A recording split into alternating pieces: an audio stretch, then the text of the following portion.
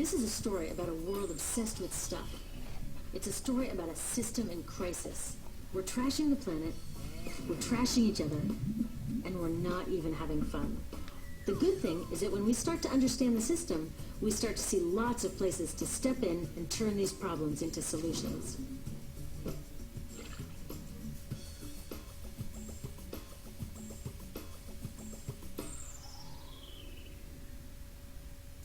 One of the problems with trying to use less stuff is that sometimes we feel like we really need it. What if you live in a city like, say, Cleveland, and you want a glass of water? Are you going to take your chances and get it from the city tap? Or should you reach for a bottle of water that comes from the pristine rainforest of Fiji? Well, Fiji brand water thought the answer to this question was obvious, so they built a whole ad campaign around it. It turned out to be one of the dumbest moves in advertising history. You see, the city of Cleveland didn't like being the butt of Fiji's jokes, so they did some tests, and guess what? These tests showed a glass of Fiji water is lower quality, it loses taste tests against Cleveland Tap, and costs thousands of times more. This story is typical of what happens when you test bottled water against tap water. Is it cleaner? Sometimes, sometimes not. In many ways, bottled water is less regulated than tap. Is it tastier? In taste tests across the country, people consistently choose tap over bottled water. These bottled water companies say they're just meeting consumer demand. But who would demand a less sustainable, less tasty, way more expensive product, especially one you can get for almost free in your kitchen? Bottled water costs about 2,000 times more than tap water. Can you imagine paying 2,000 times the price of anything else? How about a $10,000 sandwich? Yet people in the U.S. buy more than 500 million bottles of water every week. That is enough to circle the globe more than 5 times. How did this come to be? Well, it all goes back to how our materials economy works, and one of its key drivers, which is known as manufactured demand. If companies want to keep growing, they have to keep selling more and more stuff. In the 1970s, giant soft drink companies got worried as they saw their growth projections starting to level off. There's only so much soda a person can drink. Plus, it wouldn't be long before people began realizing that soda is not that healthy and turned back to, gasp, drinking tap water. Well, the companies found their next big idea in a silly designer product that most people laughed off as a passing yuppie fad. Water is free, people said back then. What will they sell us next? Air? So how do you get people to buy this fringe product? Simple. You manufacture demand. How do you do that? Well, imagine you're in charge of a bottled water company. Since people aren't lining up to trade their hard-earned money for your unnecessary product, you make them feel scared and insecure if they don't have it. And that's exactly what the bottled water industry did. One of their first marketing tactics was to scare people about tap water with ads like Fiji's Cleveland campaign.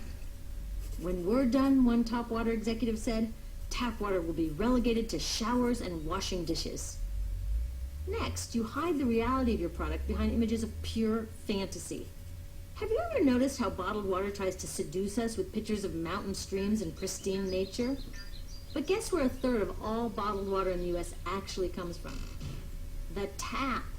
Pepsi's Aquafina and Coke's Dasani are two of the many brands that are really filtered tap water. But the pristine nature lie goes much deeper. In a recent full-page ad, Nestle said, bottled water is the most environmentally responsible consumer product in the world. What? They are trashing the environment all along the product's life cycle. Exactly how is that environmentally responsible? The problems start here with extraction and production, where oil is used to make water bottles. Each year, making the plastic water bottles used in the U.S. takes enough oil and energy to fuel 1 million cars. All that energy spent to make the bottle, even more to ship it around the planet, and then we drink it in about 2 minutes? That brings us to the big problem at the other end of the life cycle, disposal. What happens to all these bottles when we're done? 80% end up in landfills, where they will sit for thousands of years, or in incinerators, where they are burned, releasing toxic pollution. The rest gets collected for recycling. I was curious about where the plastic bottles that I put in the recycling bins go. I found out that shiploads were being sent to India, so I went there. I will never forget riding over a hill outside Madras, where I came face to face with a mountain of plastic bottles from California. Now, real recycling would turn these bottles back into bottles. But that wasn't what was happening here. Instead, these bottles were slated to be downcycled, which means turning them into lower quality products that would just be chucked later. The parts that couldn't be downcycled were thrown away there, shipped all the way to India just to be dumped in someone else's backyard. If bottled water companies want to use mountains on their labels, it would be more accurate to show one of these mountains of plastic waste. Scaring us, seducing us, and misleading us. These strategies are all core parts of manufacturing demand.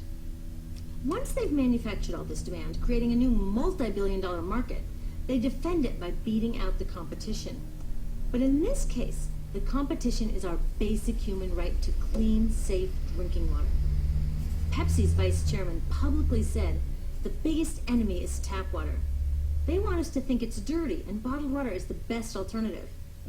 In many places, public water is polluted, thanks to polluting industries like the plastic bottle industry. And these bottled water guys are all too happy to offer their expensive solutions, which keep us hooked on their products. It is time we took back the tap. That starts with making a personal commitment to not buy or drink bottled water unless the water in your community is truly unhealthy. Yes, it takes a bit of foresight to grab a reusable bottle on the way out, but I think we can handle it.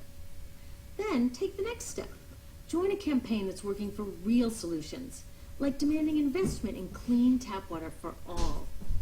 In the U.S., tap water is underfunded by $24 billion, partly because people believe drinking water only comes from a bottle.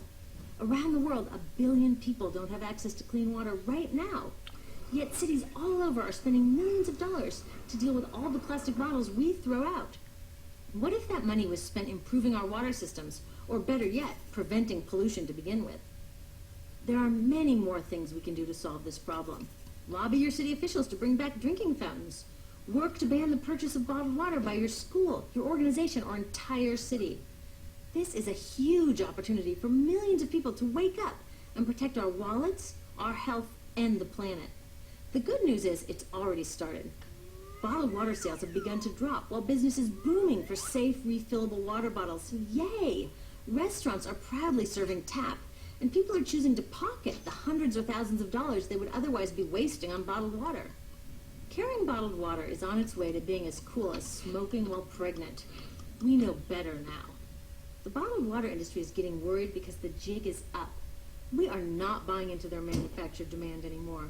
We will choose our own demands, thank you very much, and we're demanding clean, safe water for all.